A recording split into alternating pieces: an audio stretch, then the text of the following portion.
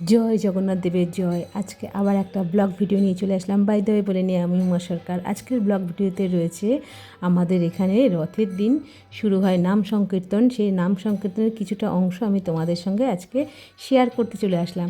আজ আমি বেরিয়েছিলাম, মানে ভিডিওতে যেদিন আমি বেরিয়েছিলাম সেদিন ছিল তোজোর বার্থডে। তোজোর বার্থডের দিন বেরিয়েছিলাম, সেদিনকে আমরা সানডে ছিল, একটুখানি তোজোর জন্মদিনে কিছু কেনাকাটা করতে বেরিয়েছিলাম। তা ফিরবার পথে প্রত্যেকবারই তো 7 দিন ধরে প্রতি বছরে এই নামটা হয়, খুব দেখার মন চাইছিল যে না একটু যাই, গিয়ে ঠাকুরটা নমস্কার করে আসি। যথারীতি যেই কথা সেই কাজ, চলে গেলাম ঠাকুরের সামনে। আর গিয়ে মনটা সত্যি খুব শান্তি পেল। ঠাকুরের এখানে কত সুন্দর সুন্দর মূর্তি রয়েছে, রাধা গোবিন্দ রয়েছে, মহাপ্রভু রয়েছে, জগন্নাথ দেব রয়েছে। মানে প্রতিটা মূর্তির দিকে তাকিয়ে থাকতে ইচ্ছে করছে, এত সুন্দর করে তাকে সাজিয়েছে গুজিয়েছে। আমি জানি না ক্যামেরায় কতটা ভালো দেখতে পাচ্ছে বন্ধুরা, তবু আমি চেষ্টা করছি জুম করে তোমাদের একটু দেখানো। দেখো এখানে জগন্নাথ দেব রয়েছে, কি অসাধারণ মূর্তিটা করেছে।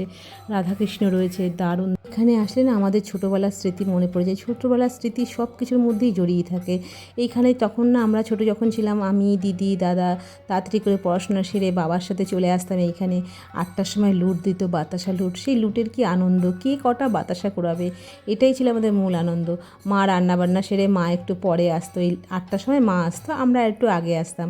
এইখানে নাম সংকীর্তনে আসবো আর লুটের বাতাসা কুড়াবো, তার জন্য আমরা পড়াশোনা তাড়াতাড়ি সেরে রাখতাম, কতক্ষণে আসবো। এখন অতটা ভিড় হয় না, আমাদের ছোটোবেলায় ভীষণ ভিড় হতো, মানে দাঁড়ানোর জায়গা থাকতো না, এতটাই ভিড় হতো। আর এখানে না 7 দিন পরে না 64টা ভোগ হয়। আমি এর আগের দিন লাইভেও বলেছিলাম 64টা ভোগ হয়। সেই ভোগের হচ্ছে গিয়ে মালসা পড়ে।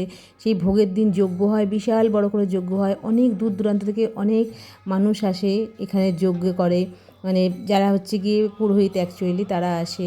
এবং এখানে যখন 64টা ভোগের বাইরেও যদি তুমি নিতে চাও তাহলেও তুমি ভোগ পাবে। আমি নাম সংকীর্তন সেরে চলে আসলাম একটুখানি প্রণাম করে ঠাকুরকে, কারণ তোজোর কেক কাটা বাকি রয়েছে। এখানে আসার সঙ্গে সঙ্গে সবাই দেখছি এই ভদ্রমহিলার কাছ থেকে তিলক পড়ছে। উনি আমাকে ডেকেই বললো যে তুমি আসো, তোমাকে একটুখানি তিলক পরিয়ে দিই। তা আমি একটু তিলক পড়লাম ঠাকুরের নামে, যেটা মন চাইলো দিয়ে আসলাম। বাড়ি ফিরবার তাড়া আছে, কারণ হচ্ছে তোজো কেক কাটবেও, সেই জন্য বসে রয়েছে। তোজোর এই কিছু জিনিস কেনা বাকি ছিল বলেই তাই বেরিয়েছিলাম, না হলে হয়তো বেরোতাম না। আর বেরিয়েছি বলেই আজকে জগন্নাথ দেবের দর্শন হলো, রাধা গোবিন্দকে দেখতে পেলাম, মনটা যেন ভরে গেল, ভীষণ ভীষণ ভালো লাগলো। আর 7 দিন ধরে এই অনুষ্ঠানে যখন হয় না, এদের এখনও কত লোক রয়েছে।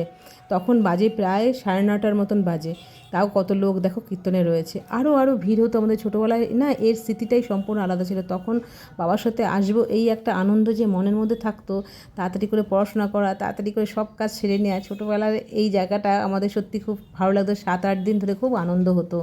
আর অবশ্যই ভোগ তো পেতেই হবে, ভোগ নেওয়ার জন্য আমরা সবসময় অস্থির থাকতাম যে কখন বাবা ভোগ নিয়ে আসবে। তোমাদের কেমন লাগলো আমাদের এই ছোট্ট অনুষ্ঠানটা জানাবে কিন্তু।